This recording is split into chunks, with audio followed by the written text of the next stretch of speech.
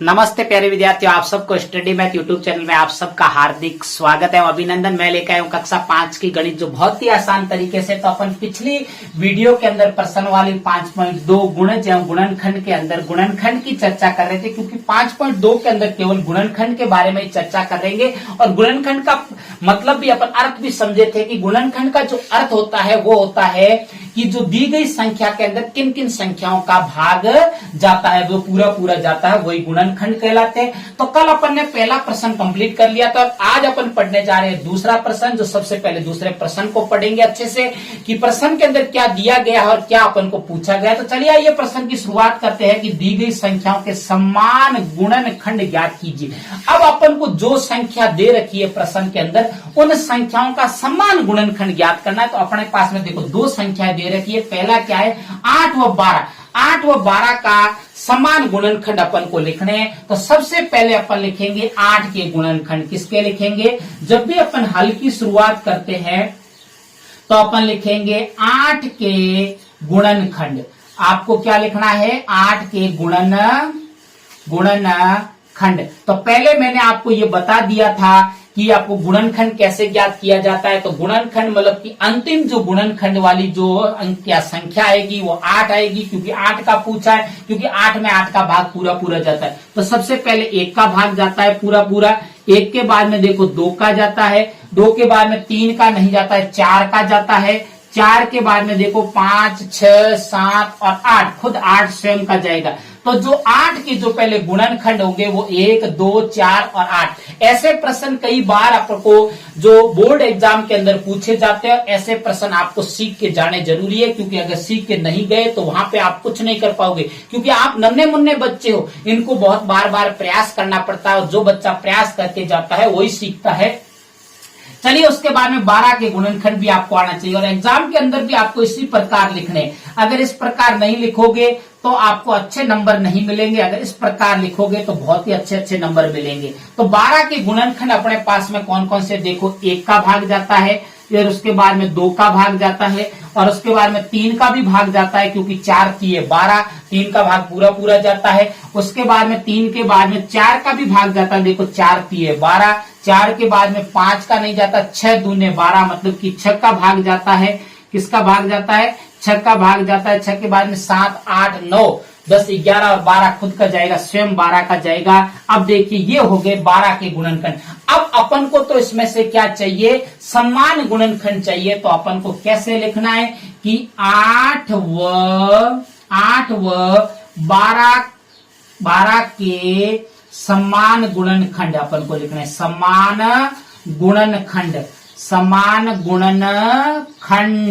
तो ये समान गुणनखंड अपन लिखेंगे। तो देखो एक तो क्या है, एक समान गुणनखंड है, देखो इसी के अंदर, तो ये लिखेंगे 1।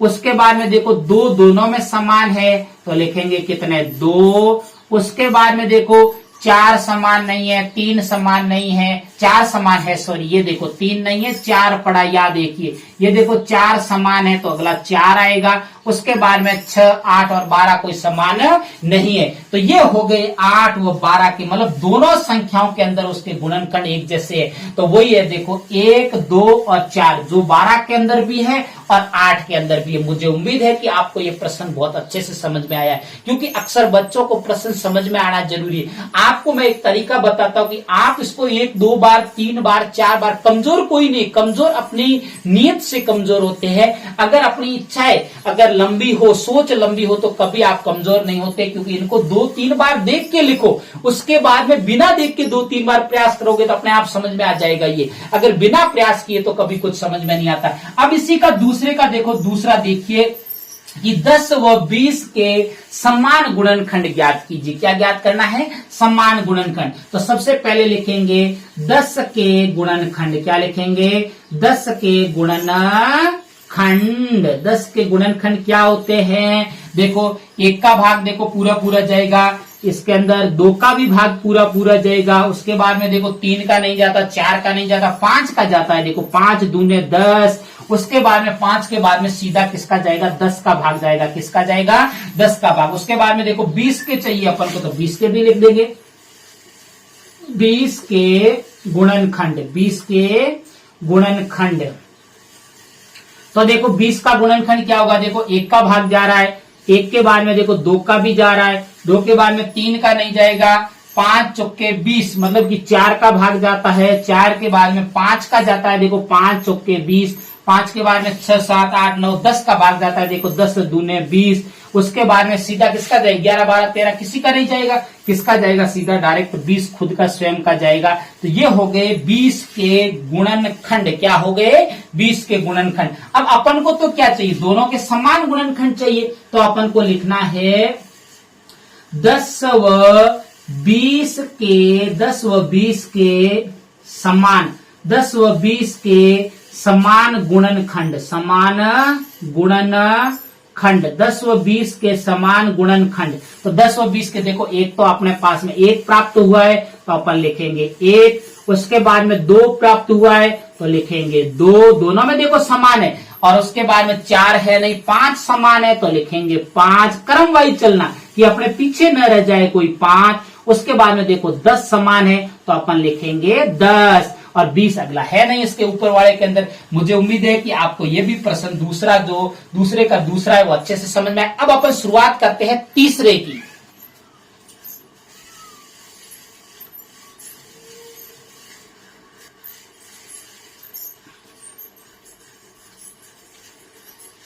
चलिए आइए तीसरे की शुरुआत करते हैं कि दी गई संख्याओं के समान गुणनखंड लिखने हैं। तो सबसे पहले लिखेंगे 7 के गुणनखंड, किसके लिखेंगे 7 के गुणनखंड, किसके लिखेंगे 7 के गुणनखंड। तो 7 का गुणनखंड क्या होता है, 7 में एक तो 1 का भाग जा रहा है, एक स्वयं 7 का जाएगा, मतलब कि 2 ही गुणनखंड होते हैं 7 के, कितने होते हैं 2 ही। उसके बाद में अगला देखिए, अगला इसका क्या करना है 16 के गुणनखंड चाहिए, 16 के गुणनखंड, 16 के गुणनखंड।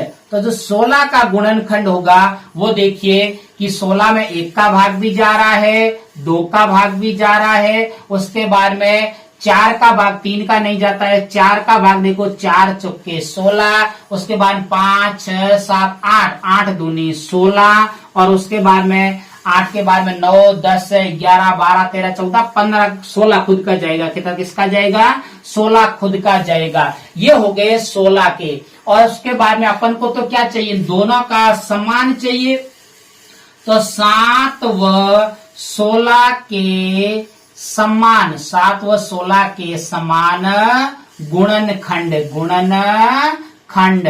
तो दोनों के समान गुणनखंड कौन सा, एक तो 1 है तो अपन लिखेंगे 1, और कोई समान नहीं है, 7 इसमें है नहीं, बाकी कोई समान नहीं है। तो जो 7 व 16 का जो दोनों का समान गुणनखंड होगा, दोनों संख्याओं में भाग जाने वाला, तो वो होगा 1। क्या होगा 1। उसके बाद में देखो, मुझे उम्मीद है कि आपको तीसरा बहुत अच्छे से समझ में आया। तो चौथे की शुरुआत करते। चौथा है 18 व 32, किसका है 18 व 32। तो सबसे पहले लिखेंगे 18 के गुणनखंड।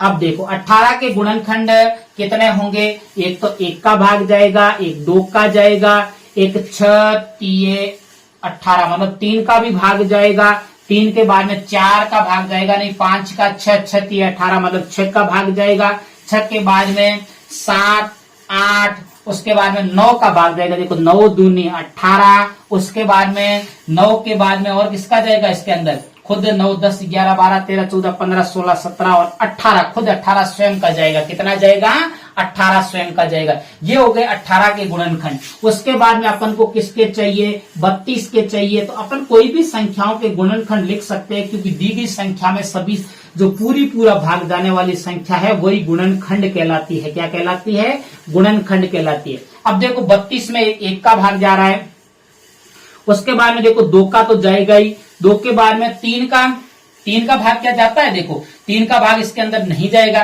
3 के बाद में 4 का, देखो 8 चौके 32 मतलब कि 4 का भाग जाता है, 4 के बाद में 5 का नहीं जाएगा, 6 चौके 24 6 पंजे 30 6 का ही नहीं जाता है, 7 का नहीं जाएगा, 8 चौके 32 8 का जाएगा, 8 के बाद में उसके बाद में किसका जाएगा 9 का नहीं जाएगा, 10 का ही नहीं जाएगा, 11 का नहीं जाएगा, 12 का नहीं जाएगा, उसके बाद में 13 का भी नहीं जाएगा, 14 15 16 16 दूने 32 और फिर किसका जाएगा उसके बाद में लास्ट स्वयं 32 का जाएगा। किसका जाएगा? 32 का जाएगा। अब देखो उसके बाद में इसमें अपन को तो इन दोनों का क्या चाहिए? समान गुणनखंड चाहिए। तो लिखेंगे 18 व 32 का समान गुणनखंड, समान गुणनखंड, समान गुणनखंड। तो समान गुणनखंड कौन सा होगा? इसमें पहला तो 1 होगा, उसके बाद में 1 लिख दिया, उसके बाद में क्या होगा? 2, दोनों में समान है तो 2 होगा। उसके बाद में देखो 3 समान है नहीं, 4 समान है नहीं, 6 समान है नहीं, 8 समान है नहीं, 16, 18, 32 कोई समान नहीं है। तो इसीलिए जो 18 व 32 का जो समान गुणनखंड होगा वो कितना होगा? 1 व 2। मुझे उम्मीद है कि आपको ये प्रश्न दूसरा बहुत अच्छे से समझ में आया है। तो मेरे पढ़ाने का तरीका अगर अच्छा लगे तो मेरे चैनल को सब्सक्राइब करना और आगे अपने प्यारे प्यारे दोस्तों को शेयर करते रहना। तब तक मेरे स्टडी मैथ यूट्यूब चैनल पर बने रहे। नमस्ते।